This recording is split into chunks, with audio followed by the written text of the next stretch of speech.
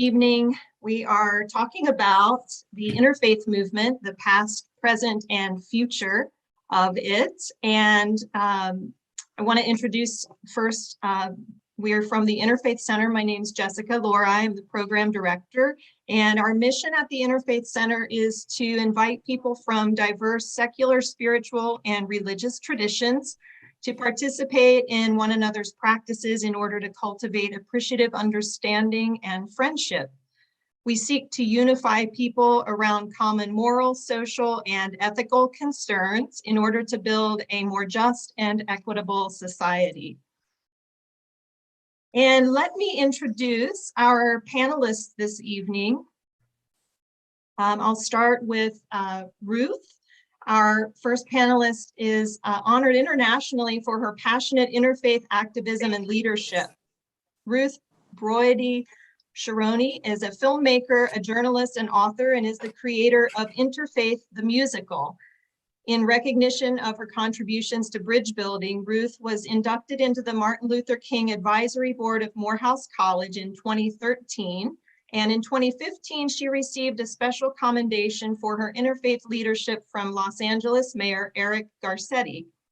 A longtime member of All Paths Divinity School, Ruth pioneered groundbreaking interfaith pilgrimages to the Middle East in the 90s and served as co-chair of the Southern California Parliament of the World's Religions for 10 years. If you want to be off, you can just click on. If our guest could please mute your microphones, we'll continue. Thank you very much. Ruth's groundbreaking documentary, God and Allah Need to Talk, and her interfaith memoir, Minefields and Miracles, have both received multiple awards. She contributed more than 50 articles to the online magazine, The Interfaith Observer, and co-authored the 2018 Amazon bestseller, 21st Century Voices, Women Who Influence, Inspire, and Make a Difference. So welcome, Ruth. Greetings, everybody. Thank you.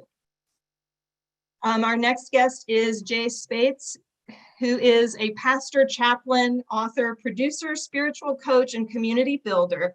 His book, 7 Days with Adam, was enthusiastically received by the Interfaith and New Thought communities. Jay had a popular blog for the Washington Times online edition and Religion and Spirituality from 2006 to 2011.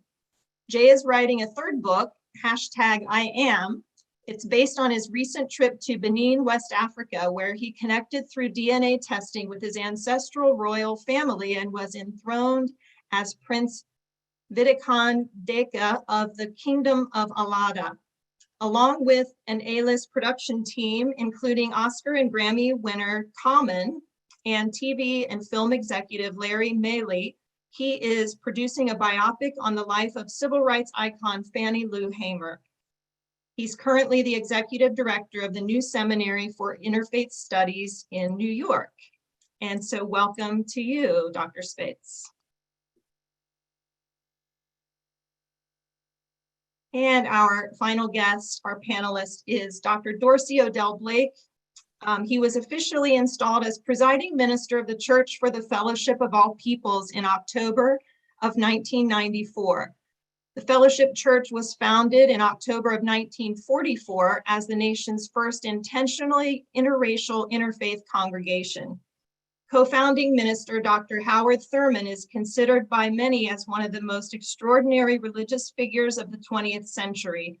During Dr. Blake's installation service, Mrs. Sue Bailey Thurman presented Dr. Thurman's robe, which had not been worn since his death, to Dr. Blake as a symbol of her trust in his leading the congregation so that there will be no past greater than our future. Dr. Blake is presently faculty associate at Pacific School of Religion. Dr. Blake served as Dean of Faculty and visiting professor of spirituality and prophetic justice at Starr King School for the Ministry for 9 years. He has extensive field ministry experience with interfaith groups addressing justice and peace issues and has been in the forefront of peace and justice activities, speaking to small audiences and rallies that have drawn over 200,000 people. In 2000, he traveled to Morocco with an interfaith delegation of Muslims, Jews, and Christians in a quest to promote interfaith respect and cooperation. In October 2010, he met His Holiness the 14th Dalai Lama and served on an interfaith panel responding to his teachings. Currently, he serves on the coordinating committee of the National Council of Elders. So welcome to all three of our guests. And as I mentioned this evening, the topic of conversation is the history, the present state of, and the future of the interfaith movement. So I'm going to start right off with my first question, and we'll start with Ruth, and we can kind of make this a casual conversation among the three. So if you have something you would like to share, chime in, but we'll start with Ruth. And the question is, what does the word interfaith mean to you? I first wanted to respond when someone asks me, where am I from? I say, I'm a citizen of the world. And that is the macro view. And then when I specifically talk about my own personal path, I'm Jewish. And I would say that's probably the same thing for me. That interfaith is the micro of what I'm doing in the world today, but it's a recognition of all people everywhere in the macro. And interfaith has been the vehicle for which I've been able to learn about and interface, as well as interfaith, with people from all backgrounds. And I include atheists and free thinkers and in this because I believe that everybody should be invited to the table, and that everybody of goodwill who wants to sit at the table with us should be there. And so even though I come from a Jewish background and I'm strongly identified as a Jew in my practice, I feel that to be part of the world is to be interfaith. Some people like to use the term interspiritual. The latest term I understand that's being applied is interbeing. And whatever words we come up with, I think they're all an attempt to describe what does it mean to recognize the humanity of every other person in the world that we share the world with. And that comes into question, particularly when we have conflict and when we ask ourselves, do we truly believe that other people have inalienable rights and have the right to their own beliefs and practices, and can we find a way to coexist respectfully and in a way of celebration, recognizing that we are all so diverse, and hallelujah, thank you for it, God, that we are. Thank you. Dr. Blake or Speights? Okay. Well, let me say this. First, thank you for having me on this panel, and it's a pleasure to be here with all of you, and thank you for organizing it. Dr. Blake, it's always a pleasure to be in your presence, and I have to acknowledge your leadership in interfaith, and particularly your role as head of the Fellowship Church for All Peoples, which I believe, and I think historically has proven that it is the first interfaith congregation in the world. And so you are an elder among us, and we certainly appreciate you keeping that light and flame of that church and Dr. Thurman alive. And Ruth, thank you for the outstanding work that you've done. And you're certainly a ray of light as well. What does interfaith mean? Well, I have a personal definition. Then certainly there is my Interfaith Seminary, the new seminary's definition. But let me start with my personal definition. And Dr. Blake, it is in part based on the teachings of Dr. Thurman, where the interfaith begins with interfaith, INNER, where you bring your experience with the Creator out to the world, and you recognize that people of other traditions have had their own experience with the Creator, and that's the common ground on which you should proceed to build the beloved community and the kingdom of God. Now, our operationalized term is that as ministers, we can glean from the world's traditions with reverence and look at the rites, rituals, and practices and apply them in our lives, in our ministry, and build the beloved community that way. I believe that you can eat from the global buffet, or the buffet of spirituality, of all traditions and recognize that these are gifts that enrich the entire human community. Thank you. Dr. Blake? The first sentence in our commitment at the Church for the Fellowship of All Peoples reads this way: I affirm my need for a growing understanding of all peoples as children of God, and I seek after a vital experience of God as revealed in Jesus of Nazareth and other great religious spirits whose fellowship with God was the foundation of their fellowship with all people.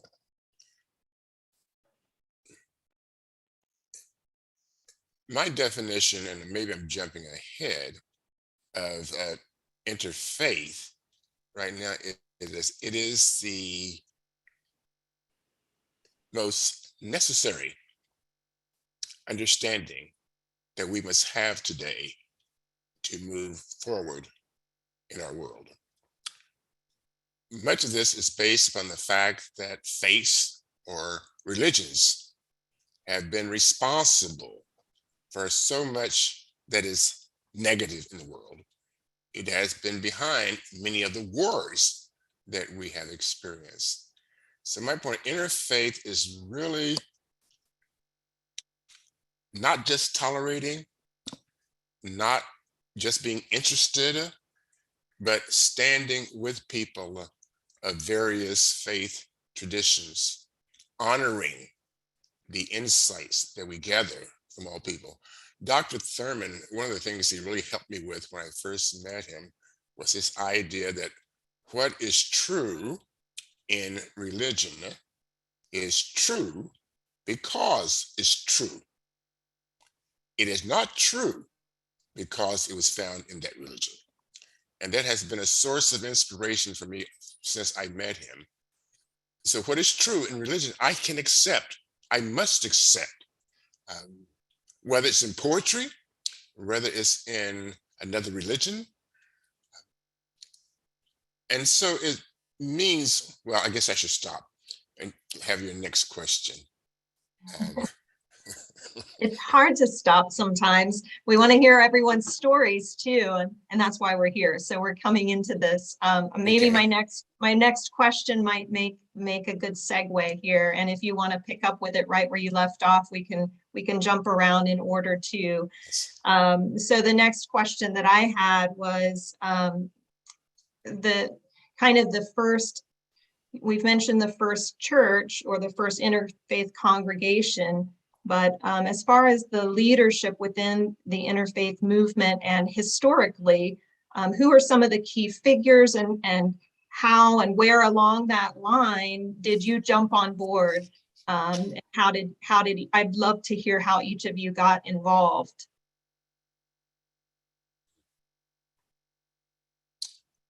Should I go first? Sure, and whoever wants to, and then we'll have a chance for Okay. everyone to. So I say I entered interfaith through the back door. And what I mean by that is I was a documentary filmmaker, and I was making a film about Passover. This was in 1990. And I created a Seder for Passover for 85 people, an Interfaith Seder. At the time, my husband thought I was totally crazy and couldn't understand why I was doing it. And I simply said to him, I can't explain to you why I'm doing it. I just know I have to do it. And there were people there who had never been to a Seder, people from different faiths who had heard about the Seder. There were children there, there were musicians there. So it was a sense around experience. And because I'm a filmmaker, I had a camera crew there. And when it was over, I looked at the footage and I heard the stories of an Ethiopian man who was trying to leave Ethiopia to get to Israel, going through the Sudan. He was captured and taken back to Ethiopia, and he spent a Passover in prison, and he asked his Muslim jailer to prepare matzah for him and for the other Jews that were in jail. And the Muslim jailer said to him, "Why should I do that?" And he answered him, "Because you believe in God too." And the jailer thought about it, and he ended up getting 10 Muslim women to prepare matzahs for all the Jews who were in prison for trying to leave Ethiopia. And I heard more and more stories about that. I discovered people like the Catholic workers had been celebrating Passover for 25 years. There was a Seder for abused wives. There was a Seder for recovering alcoholics, a feminist Seder, more and more Seders. And I was asking myself, you know, as a kind of in a prideful way at the beginning, why are all these people celebrating my holiday? And then I realized that the universal theme of liberation from oppression was what drew people into the Seder.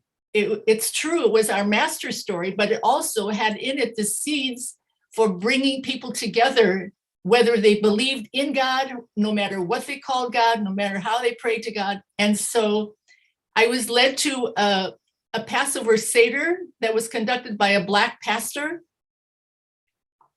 who had been doing it for 6 years. And there was a woman in his congregation that I met. And as a result of some mystical experiences we had together, we ended up creating an interfaith pilgrimage to the Holy Land for Muslims, Christians, and Jews. And we did it for several years. This was in the early 90s.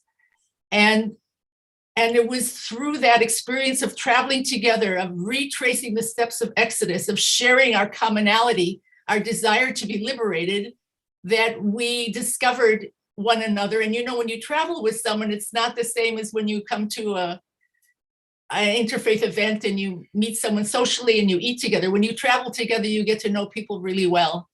And there were some really difficult moments during that first pilgrimage, through all the pilgrimages we did.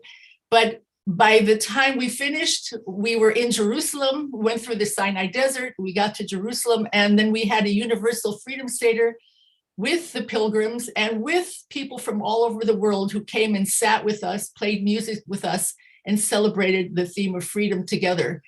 And that's when it occurred to me that in each of our religions, we talked also about miracles that we have in each of our faiths, that in religion, there are so many amazing possibilities to bring people together and to discuss what we have in common, coming from our individual paths, but understanding that there was an overriding, unifying element that could help us get through our difficult times and allow us to get to know each other, to develop trust and to develop friendships, and through that process, really create a road towards peaceful coexistence. So when I say the back door, it was through making films that I came to the idea of organizing interfaith events. I had no idea there was an interfaith movement. I was not thinking to be part of that movement, but 30 years later, here I am seeing that movement as being the spark that once it was lit and once I saw it, lights going on all over the world in interfaith, to me, it seemed this is the most important thing that we can be doing today on the earth. And that's actually how it all started for me. Thank you. Dr. Blake, could you maybe share a little bit with us about how you got involved in the interfaith movement? And I know a lot of folks, especially kids at the university, aren't always 100% sure what interfaith is. And I think there's a misconception that it's something new, that it's some new thing that's out there. So could you tell us a little bit more about how we all got started here? Yeah, it's not new. In fact, it goes all the way back to to 1893 with the Parliament of World Religions that was held in Chicago, where people, I think like 10 different faiths were invited. There was some criticism because there was not really a presence of Native people, and Black religion was served not really a part of it, but it was an attempt. It was recognition that we had to learn to live together from these various faith traditions, or perish. So we can say it really goes all the way back to that Parliament of Religion in 1893. A group that I also like to point out is the Fellowship of Reconciliation, which was started in the United States in 1915. It actually started in England a year before, 1914. And it started out, and the reason I like to talk about this group is that it started out in protests against the United States entering World War I. So it was an anti-war movement as well as a peace movement. And that's one of the issues I want to really raise with interfaith movements today. It's important to share different readings of different scriptures and holy texts and so on, but it's equally important to be involved in issues of the world that are interfaith. I'm very pleased, for example, that so many people, so many nations have decried what is happening in Ukraine. And I'm hoping it is a sound of maturity, because we did not have the same kind of outpouring against war when we were bombing Iraq. And I don't know if it's because many of the people in Iraq were Muslims and we did not have the same kind of empathy with them as we have. But I don't know. But my first encounter, if I go back to that, my first encounter with interfaith was probably at my university, Brown University, where I was an undergraduate. And my senior year, I was elected to be the head of the University Christian Movement. A former roommate was elected to be head of Hillel, and a friend was elected to be head of Newman Club. So we had the Catholic, Jewish, and Protestant experience. And since we knew each other, we decided to work together to present some programs. So that was my first working in terms of interfaith understanding, and working through that. I guess after that, the other thing that happened was Dr. King. And I don't know if a lot of people see Dr. King as an interfaith leader, but he was. And when he talked about we had to be he used the word ecumenical at the time, an ecumenical movement. But when he talked about ecumenical, he included other people too, not just Protestants and Catholics, but he talked about Hindus and Buddhists and Muslims and so on. They have to be part of our learning how to live in the world house, as he described it, living under this big tent.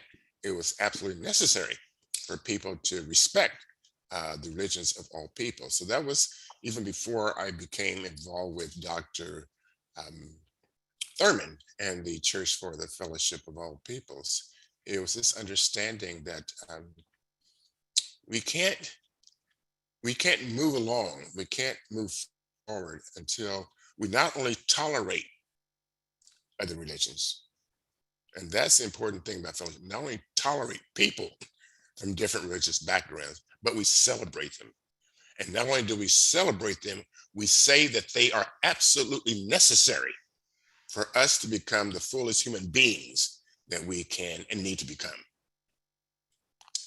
So those are some of my earlier experiences with interfaith. And then we have the experience with, Dr. Thurman.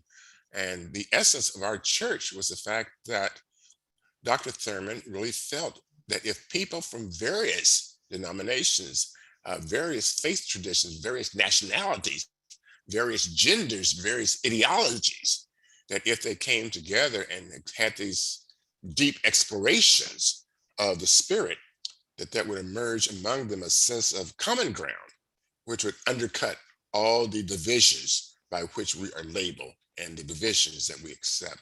So that was his understanding of interfaith, and we continue that tradition here at the church. Wonderful. Thank you. Jay, would you like to address that question? Sure. Yes. And thank you, Dr. Blake, for that historical perspective going back to the Parliament of World Religions and Swami Vivekananda. I would say that my first experience with interfaith was right there in my household. My mother was Catholic and my father was AME. And we were taught to respect and honor both religions. I went to a Catholic school. And my mother was a voracious reader, and she taught me about the Essenes and many other faith traditions and early movements where people had for groups and individuals that had a global view that included peace, justice, and harmony for the entire human family. And as a child, of course, I read the letter from Birmingham jail in which Dr. King called on the American faith community to join the struggle for peace, justice, and equality. And I would say that that was the beginning point for me. And from there, I went on to work for Congressman Walter E. Fauntroy, who was a King lieutenant and the first elected congressman from DC. And of course, he sat on the council, not the Council of Churches, but the Council of 100 Ministers from DC, and that was an interfaith group. And part of my job was to work with them and make sure that the issues that the congressman brought forth to Congress included a multi-faith perspective. But I also have to give honor to the founders of the new seminary, Rabbi Gelberman and Swami Satchidananda, who were interfaith giants, in my opinion. And they founded our school, and out of the school came many other seminaries. And I would say that the total impact of that communion, Dr. Blake and Jessica and Ruth, it was an act of communion of several people from several faith traditions coming together to found this institution. And they saw a need in the environment for faith traditions to work together in a unique way, not just from an organizational perspective, just to talk about specific issues, but to actually acknowledge the experience of the other and really change the dialogue instead of using the term other, just acknowledging a fellow human being and a person that has had a religious experience. And that work has continued for me to this day. But you can't discount the importance of Dr. Martin Luther King in the modern interfaith dialogue, because a letter from Birmingham jail had a sweeping effect across the nation. And then ministers from all over the country poured into the South to help with that movement. And so but from a personal perspective, you could say, Dr. Blake, I was stretched. I was stretched where I could no longer be an ick, ant, or it. I just had to be me and walk in the world under the cover, in the countenance of my personal experience with God, and bring that out to the world. If I could Jessica, could I add something quickly? I just make an observation. You know, the historic march in Selma, if you just look at the photograph of the people crossing the bridge, you will see an interfaith spectrum there, which you cannot avoid thinking about, because Dr. King linked arms with, on his right was Rabbi Abraham Joshua Heschel, and there were clergy from all different backgrounds that were with them. They were linking arms, crossing the bridge together. That was a statement stronger than anything else that could have been said. And I just, at All Paths School, there is a course that's actually called Interfaith Past, Present, and Future, that actually the same title as ours. But one of the things I've noticed, and I would love to get feedback from my other two co-panelists, is that many of the people who are signing up are people who have already been ordained in other traditions, but have seen that in order to continue their practice as religious counselors and religious inspirers, that they have to broaden their base. And so they're coming back and coming into an interfaith seminary after already having their MDiv degree and et cetera. And this is a phenomenon I've been watching over the last 10 years at All Paths Divinity School. I wonder, is that true for you too, Jay, and for what's happening in your school? Do you see that, the participation of ministers from other religions who are now coming to become interfaith? Yes, we've had a growing population, I should say, or group of ministers that over the past 5 years are coming in. AME, Baptist, we've had rabbis, And I think that that's part of the stretching. I spoke with one AME minister, and she said that she just couldn't, and I forget how she said it, she just couldn't hold the company line anymore. Right. That in her work as a chaplain and in the community, she saw so much beauty in the other traditions that she just wanted to sample them and be comfortable doing that without the condemnation that comes along with that from the faith tradition, from her faith tradition. And it's really this, at the core of all this is the freedom to explore and exchange the gifts that the Creator gave each of us as unique expressions, and to let each other talk to each other about those expressions, and that's how we grow, and also that's how we are transformed. I think Pope John Paul said that it's through the dialogue that we are transformed. Now he may have met the pure ecumenical approach by the Roman Catholic Church, but to me there's a broader and more sweeping language there that to that exchange of gifts is just that. You come with your with the authenticity of your faith tradition and whatever the beliefs are without judgment, and just sit down and talk and talk. And part of that, of course, is in knowing your story, and you must know your story. And everybody shares their stories about their faith traditions, and that's the coming together. And another thing that you have to look at is that the religious landscape has changed in America. For now, as of right now, there are more nuns, N-O-N-E-S, in unchurched than there are people that have a solid identification with an actual faith tradition. And I would like to urge each and every one of you to look at that and understand that this means that we are coming alive, that this interfaith approach is coming alive, and we have to grow in our understanding and how we approach it and how we teach it to meet that need. Thank you. Did you have something to add, Dr. Blake? Yes, I wanted to pick up on Dr. Speights, and as we know, his new seminary is the oldest interfaith seminary nation, and there are others now that are coming into being. There's a great demand for interfaith chaplains. There is a relatively new program at the Graduate Theological Union that is headed by a Muslim, and I'll come back to that. There is the Chaplaincy Institute in Berkeley. There is more and more demand at hospitals for interfaith chaplaincy. In fact, 3 members of my church are in various forms of chaplaincy, and they all have an interfaith understanding. In fact, when we ordain now the church, we make sure that there's some interfaith component to the ordination because we think it's absolutely necessary. You can't be an effective minister today while being ignorant of all the religions in the world, or different religions in the world. So that's one of the things that we do. I have a passion in terms of dealing with Muslims because Jessica, I was campus minister at the Ohio University in Athens for about 6 years. And so I knew about the University of Miami and Oxford, and it was an extraordinary experience. But it's there where I met many Muslim students for the very first time. It's very interesting because about 12% of the enrollment at Ohio University was comprised of international students, and a great number of them were Muslims. And they used our electromagnetic machine to print programs. They used our office in many ways, but I also found that they were very isolated in many other ways. And so that was my first chance of venturing into really solid relationships with Muslim students.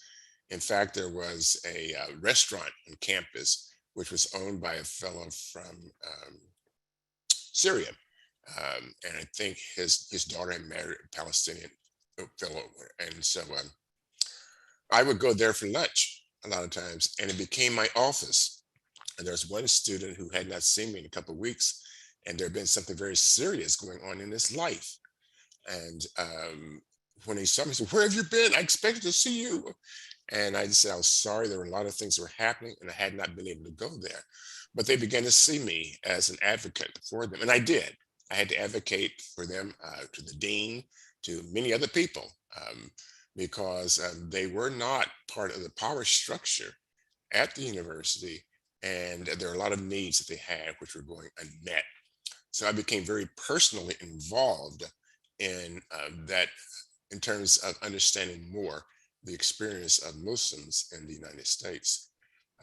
When I was ordained, and I began to really appreciate the religion. I appreciated very sincerely the Ramadan and the fact that after Ramadan, you are supposed to give what you can to those who are less fortunate than you are. That's required. And I thought that that was a really important understanding.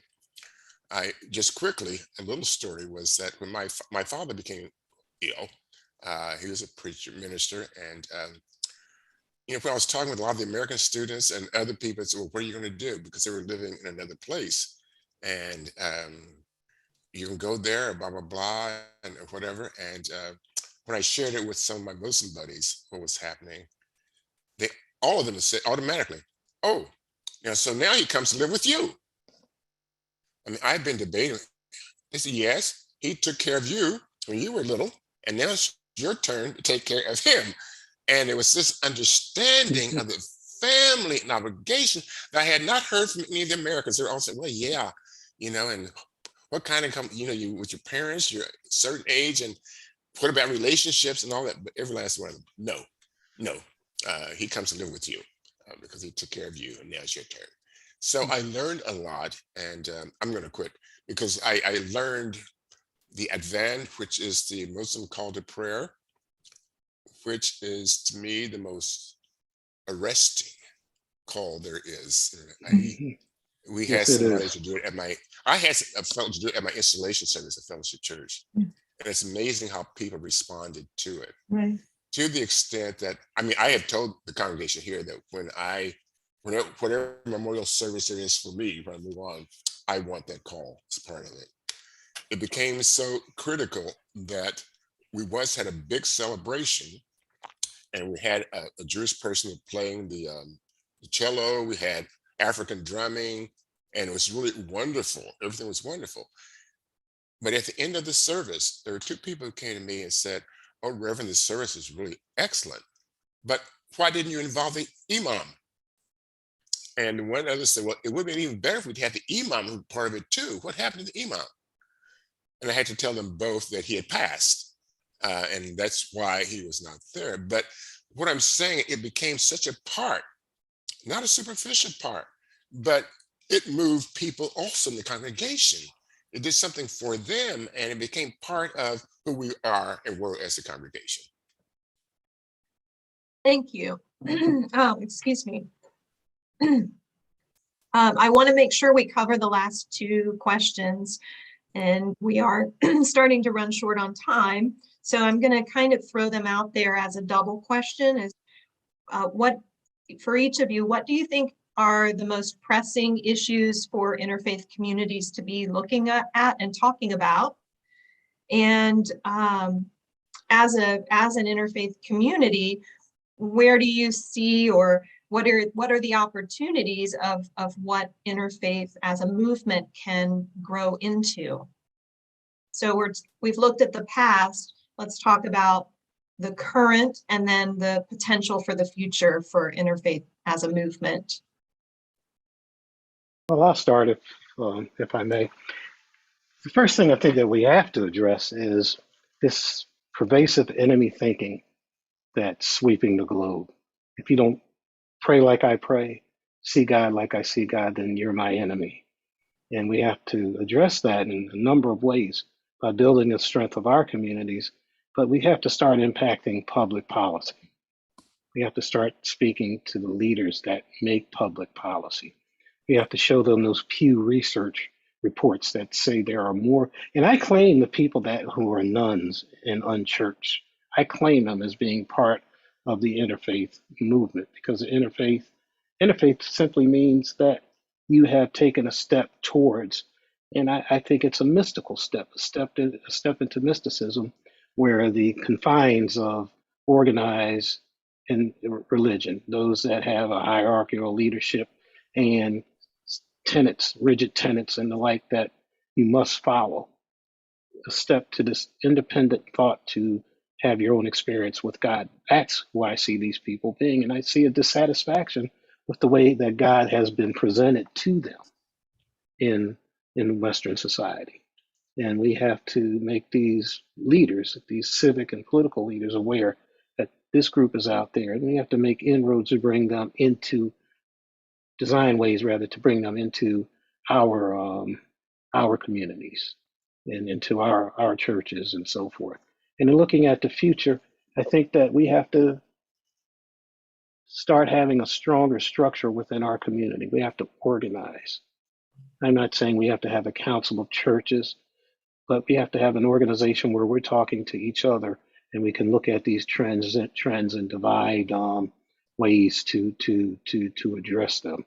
I think this is the most important thing that we have to do. Dr. Blake, when I went to Saudi Arabia with the American Council of Young Political Leaders and through our NGO work at the UN, what I learned is that all people pretty much want the same thing.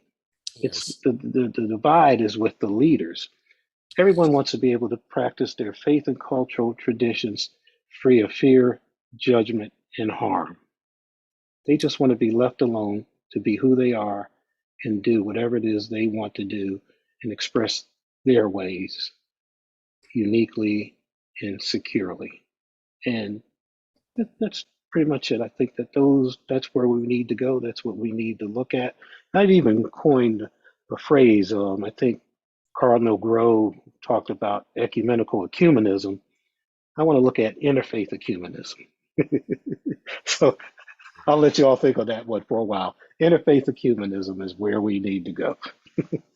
I would like to jump in. One of the things we discovered in the interfaith community is that if the people in our own community could use some of the practices we developed for how to talk to one another, that even within our own community, they would get along better.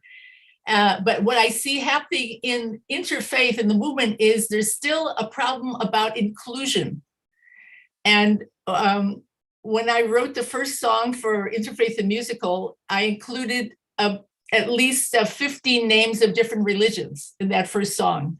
And I shared it with a Baha'i friend of mine from Canada, and he said, I love the song, but you didn't mention the Baha'is. And then I had a real problem because I had the feeling that people were going to be calling me and saying, well, what about us? What about us? And I ended up writing another song, Let's Make Room at the Table. And it starts out, what about the Rastafarians, the Brahma Kumaris and Baha'i? And don't forget the Unitarians, they're all part of the interfaith pie. And then I went on to mention another 30 religions. But as I confessed to the people who were watching me develop the musical and listening to the songs and enjoying the songs, I said there are 4,273 recognized religions. I can't get them all in. But people who were mentioned in the songs, whether it was a Scientologist or the Mennonites or the Quakers or the Zulus, would come up to me afterwards and say, thank you for including me. And I shared with Jessica that I received an email after I sent out a mass mailing about this event from a Sikh gentleman who said, why have you not included the Sikhs in this program? And feeling that in some way, because he wasn't included, his religion was demeaned. And of course, that's not true. And we can't get everybody in every program. But we need to recognize that the desire to be included, the desire to be recognized, is so powerful that if we can create in our programs, bring in speakers that don't usually come in, and even among the pagan community and the Wiccans, and there's so many communities that have fought to have recognition and respect for what they practice and what they believe. And so the challenge is really, as I see going forward, how do we make this inclusive, respectful, and not feel guilty about not including everybody at the same moment? I think the overriding principle and the philosophy and attitude is one of inclusion, but and then to find in our programming alternative approaches to bring in people that we haven't heard from, or to bring in people who feel somehow disenfranchised within the interfaith movement to share about their own faith. And that, if we do that, if we're successful in doing that, we also solve the larger problem around us, not just in the interfaith community. It's developing those subtle practices of inclusion that are going to make the difference in our long-term success. Amen. I think that what you've said is just really absolutely wonderful, and Dr. Speights too, that you've shared. Because much that goes on in some of the interfaith groups is very much centered on Christianity. Christianity seems to be the dominant religion that is not in control, but in many ways, it is the one that kind of calls the shot. It does the shots. And I think one of the things that's very important for all of us to think about, hoping not to offend anybody terribly, is the fact that all of our religions, there's not one religion that is absolute. Religions are ways, they are means to something else, to growth, to becoming more fully human, to accessing the divine in us. But they're not in and of themselves, absolutely, they are ways. And so we have to learn how to respect the various ways Amen. that people have come into a greater understanding of themselves. That's all. And if we do that, we will not see one religion as superior to another religion, but as a way that someone has chosen to live and to come into greater understanding of who they are and who they could be. So I think that's really very important. And I know it's very problematic at times, but I think we need to think more seriously about that. It's their ways, their means, their paths. Thank you.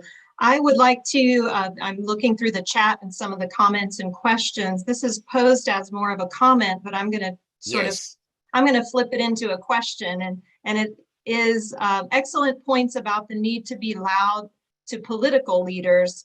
I would offer that United Religions Initiative, URI, is or could be that framework. And how do you all feel about that? I'm very familiar with United Religions Initiative. One of the members of our church is part of that group. I was there at one of the meetings, and I think that could be, that would be a channel. Could be a channel.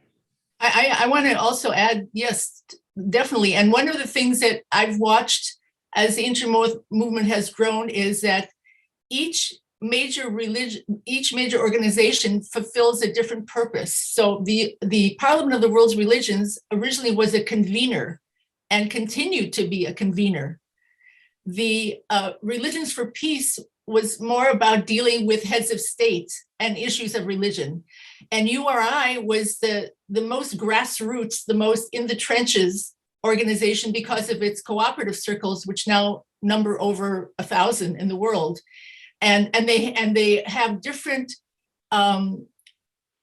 influences and different themes around which the multiple religions work. Sometimes it has to do with ecology. Sometimes it has to do with religious freedom. Sometimes it has to do with homelessness. In other words, it doesn't really matter as long as there are at least, I believe in the bylaws, at least 3 different religions represented, right? And you adhere to the rules of being respectful, et cetera, you can form a URI group and become part of the circle. But they seem to have in terms of tendrils, they seem to have the structure to make possible what you were talking about, Dr. Blake, that on the grassroots level, which can also be the political level, which can also be the civic and social level, URI is uniquely poised to do that work. And I think right now, Bishop Swing, I know he created a special subgroup just to deal with the proliferation of nuclear armaments. And now with the specter of that possibility of nuclear armaments being used in this Ukrainian-Russian war, here again, most people feel that they don't have enough personal power to change the state of the world. Most people say, well, what can I do? But I think it's through organizations like URI and our individual local organizations working on a local level that we can achieve unity and momentum to make changes. And so I think that's one of the things the interfaith movement can do supremely well that other groups haven't been able to do quite as well. If we all know when the ecology group started and for the environment, they were secular, but the moment the religious communities got on board, they proliferated enormously because now we had ministers and priests and rabbis and imams saying to the congregation, this is holy duty. We have been put here in as stewards to take care of the earth. This is what we have been asked to do from a spiritual and religious point of view. And suddenly the entire environmental movement expanded. So here again, we are uniquely poised to make a difference in the world. Yeah, I just want to say something about that, and I'm glad to hear you all mention this organization, but there's a caution here. Houston Smith said if everybody agreed on one religion today, there'd be two tomorrow. And I would like to think that the interfaith organizations can come together under an umbrella and get something done, but we have to make sure that we bring our highest and best values there, and recognize that we have diverging views, but that we can coalesce around a theme without ego getting in the way and agendas. And I would like to think that we're the most well-intentioned people of all the faith traditions or groups or approaches out there, but still we're human, and we just have to safeguard that we come together to get something done and bring our highest and best values to play in this organization. And we have to simply just empower the people that belong to our organizations. We have close to 4,000 graduates, and a lot of those people have families, and then they have friends. And if we just empowered them and they felt empowered enough to go out and talk about the public policy issues where an interfaith approach can be brought to bear and influence public policy, that's a powerful tool. That's a powerful force. And so we just have to use our networks where we are. And each and every person is, I hate to quote George Bush, but I love that 1,000 points of light quote. We could have a million points of light out there operating and bringing interfaith perspective, because it's liberating.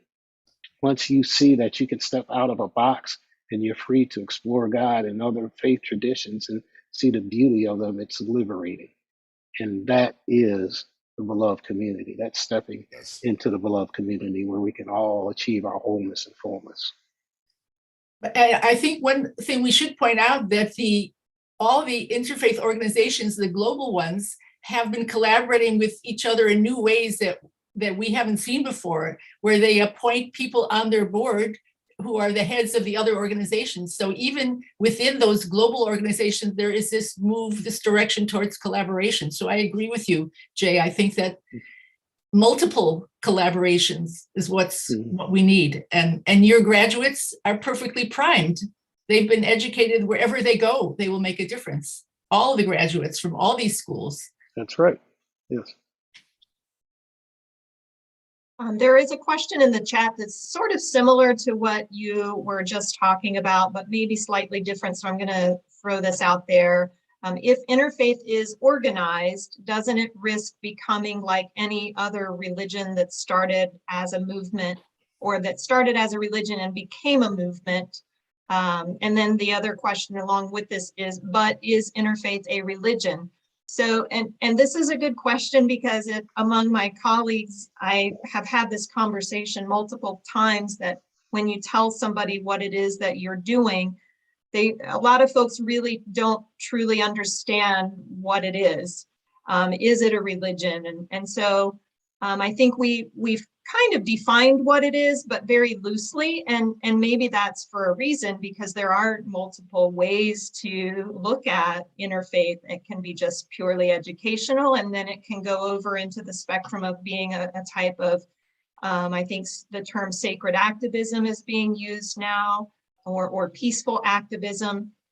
So along that spectrum, and to answer this question, would you consider it a religion, and how can it avoid falling into that trap of becoming too organized, or do you see it more strictly as a sort of an activist kind of a role? If I can say quickly, first of all, from my own perspective, I don't see it as a religion. Okay. In fact, I would be very hesitant, to work in this capacity if I saw it as a religion or another religion. I don't see that.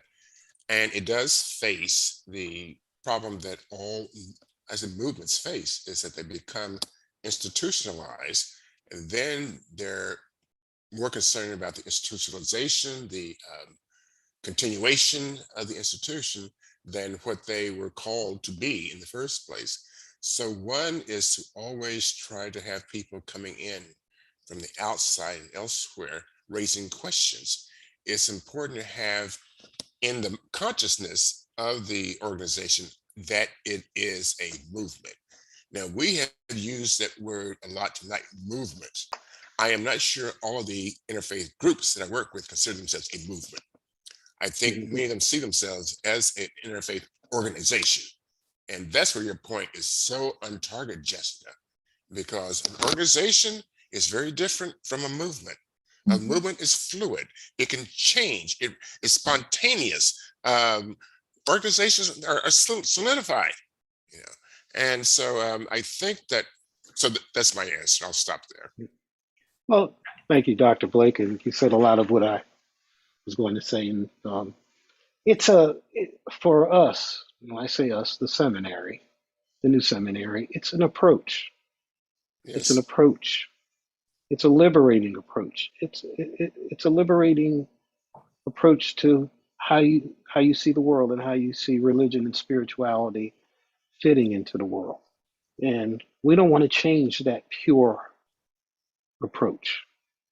We can join a coalition of interfaith organizations, and I can only speak for us. We will always try to be true to who we are, and that is just to get other people, to bring people together. We don't use the term other, because other, I think, is not a good label. Just your fellow human being, your fellow person who has an awareness like you have, that you can find God in the whole of creation, in each and everybody, in each and every faith tradition.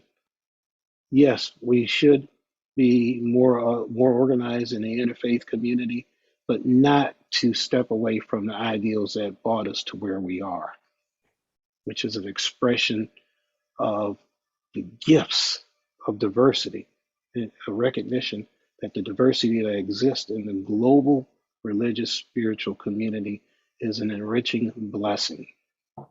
And if we come into an organization or coalition with that in mind, I don't think that we will run into the growth spurt that many other organizations took and became institutionalized, as Dr. Blake would say, and change the nature of the movement. And to some extent, that has happened in the civil rights movement, Dr. Blake. It became a business. It became corporate.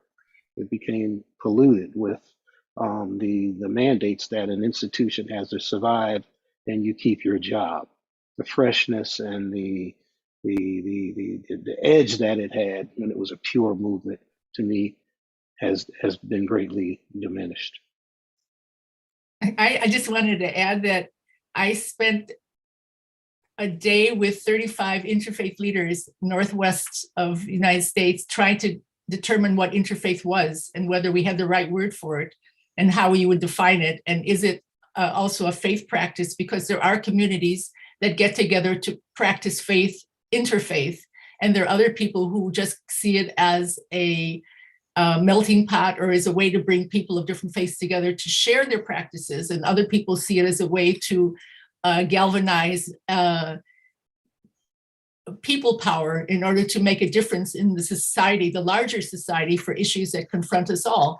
And what I really believe is that it's information still. I don't think we have a definitive idea what interfaith is, and it's going to be changing and morphing as the world changes. And, you know, speaking from a Jewish perspective, we always say about ourselves, where there are two Jews, there are three opinions. So as long as Jews are involved in the interfaith movement, we're going to have many approaches to what interfaith is. Well said, Ruth. You know, does it have to be labeled?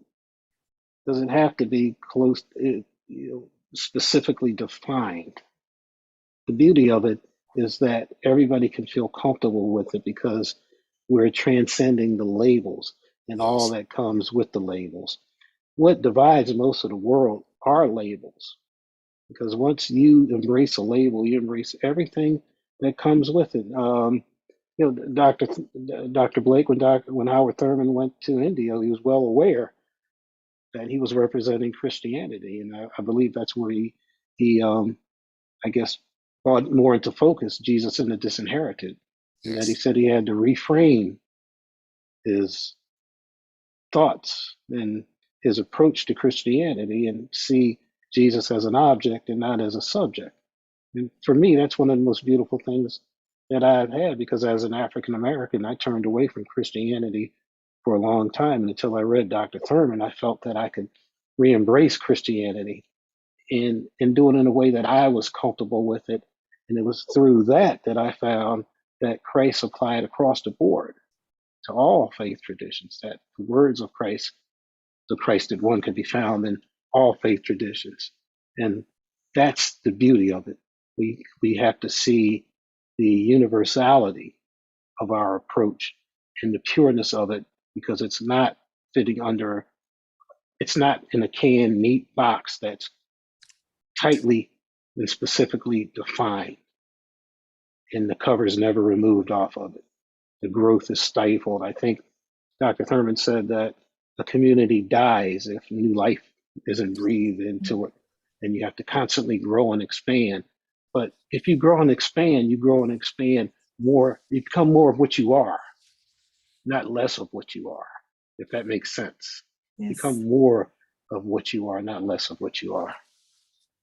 Good thoughts, Ruth. Thank you. Thank you. I like what's growing behind you. You're becoming more of who you are. You have two boughs from the tree expanding. That's my symbol from our intensive this weekend. It means victory. It also means growth, doesn't it? Thank you. I forgot to take it down. There is one more question in the chat that I know we're running real short on time, but I would like to pose this because it comes up quite often.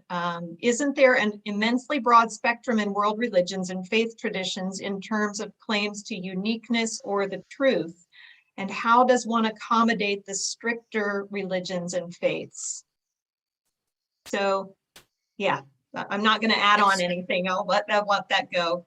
So that was what I was trying to address earlier when I talked about Dr. Thurman said,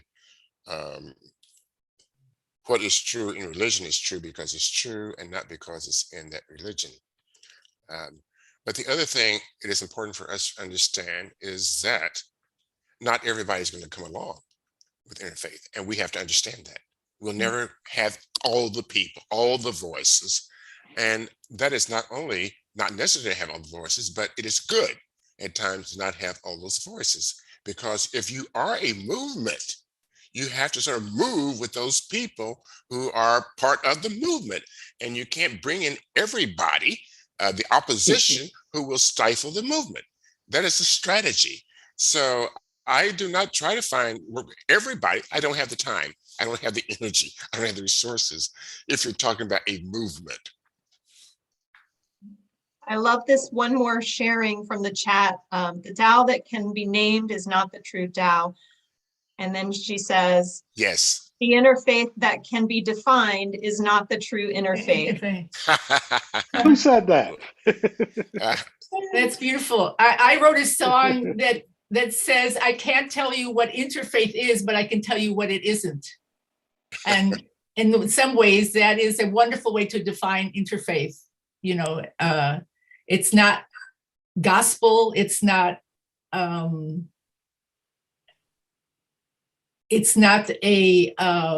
sect, it's not a cult, it's not, there are a lot of things that it's not. And I don't think we really have to be able to define it so completely that anything that deviates from that is suddenly no longer interfaith. I really do believe we're still in formation. We don't even know. We don't even know what it will be eventually, but we're in the middle of it. And I was once asked, a group of us were asked, what would we hope for the future of interfaith? And I remember having a startling thought that I shared with the participants. I said, my hope is that interfaith will become extinct. And everybody went, oh, like, why would Ruth say something like that? And I said, to explain what I mean is that I would like it to become so innate, so much a part of who we are, that we don't need a movement for it and we don't need classes for it. We will just be that. And in that way, it will be extinct as an idea that we have to pursue. It will just become part of our common humanity. I aspire to that. I think that's beautiful. Oh, Ruth? go ahead, Dr. Blake. Excuse me, Ruth, how do you spell enemy? Enemy? Yeah, E-N-E-M-Y? sorry, N, the letter N, me, M-E, name, label.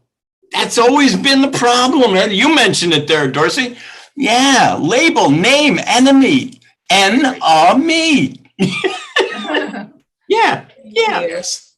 But we, you know, we naturally move towards naming things. That's what helps children understand the world when they first come into the world and they're trying to figure out, or they want to talk about something. They start naming things. And with all due respect, I don't think it's about the naming. It's about the intention behind the naming. You know what? Very well said. Okay. Yes. Well, Jessica, I wanted to say that here's where I see interfaith. I think John Paul referred to the common quilt of destiny, the quilt of destiny. It's a garment, it's a fabric, and there are many patches on this quilt. And I see us coming from the edge more and more to the center. And our patches, smaller than the other patches right now, but it's going to grow and grow and grow. And I think if we're true to who we are in this movement, each and every one of us, we don't have to be strictly defined. We don't have to come together and find a common agenda except to embrace the broader universal values of peace, justice, harmony, love, and compassion, and so forth. And just be who we are in this movement in our own Yes. unique, authentic way. And for our people to do the work right where they are, authentically, embracing these common core universal values in their family, in their neighborhoods, on their jobs. That's how we do this. Check politicians at the local level, the state level, talk to the divisive religious leaders, those that embrace the paradigm of enemy thinking, and we will be okay, and this movement will Yes. continue to grow. Amen. We are part of a mystery. Our whole journey in life is a mystery. And it's important, as Ruth was saying, I think, to be open to the mystery in terms of where it might take us. And if we're too concerned with solving the mystery, once we solve the mystery, it is no longer a mystery and we're dead. And it's not interesting, is it? No, no longer interested. Hey, Dr. Blake, Yes. Dr. Thurman used to talk about the memory of a lost harmony. Yes. Isn't that the goal? Yes. Yes. We all have, when you look at the whole creation, yes. It's a memory of a lost harmony among the peoples of the world and of ourselves individually. We were all born into this mystery. We're all born into beloved community. All we have to do is go back and look at how we were as children, how we love the stars, how the moon played an important part in our lives, how the trees rooted us, and somehow we get socialized out of that connection that we had to life, to Amen. the universe, to the Amen. cosmos, and through our own actions, not through what Christianity sometimes is called original sin. That was not it at all, because as Matthew Fox said, we're original blessings, not original. We're not born original sin. Right. Yay, So yay. how do we get back? How do we get back to our own authenticity, our own integrity, the people who we are, the people we were created to be, all expressions of the divine presence, regardless of what religious path we might choose. We are all expressions of the cosmos, the initial bursting forth. We're all kinsfolks. When Jesus talks about we're talking about the kingdom, Kindom. We're part of that, which what Thurman called the king, beloved community, as Dr. J. Speights has mentioned a couple of times, what Thurman called the search for common ground. That's the beauty of being alive, and that's the challenge of being alive, to always continue that search, to bring each, and again, that's why we are necessary for each other. Tonight, I have been enriched by not only Jessica, Ruth, and Dr. all of us, but also by each person here, the questions raised, the energy that I get even through Zoom. There is a community already developed here, an interfaith understanding and community that you are now part of my journey as I go forth. And this interfaith gathering is the reason for that. So I think too often we try to put things in boxes and we don't know where this is going, but it's exciting to be part of it. Amen. Very exciting. And that is what I cherish. Who knows what the end will be? We might have to change course. We have to do a whole lot of things. Detours sometimes are very important in life. We discover things in detours. So let's be open to this universal spirit of the cosmos that is within each of us, holding us together. Amen. So life was sometimes better before we had a GPS, Dr. Blake, because this way we don't get lost now. We always get to find where we're going immediately. But do you remember the days when we had our Thomas guide and it was outdated and we ended up in some secluded, far out area that we'd never seen before? And wow, I've never been here before. What a marvel. There is a beautiful line in the movie, For 7 Generations, which talks about the 13 grandmothers. Yes. There is a line in there where she said, when they used to travel along, we didn't have any maps, we didn't have any of these things. And when we got lost, we would sit here by the sacred fire.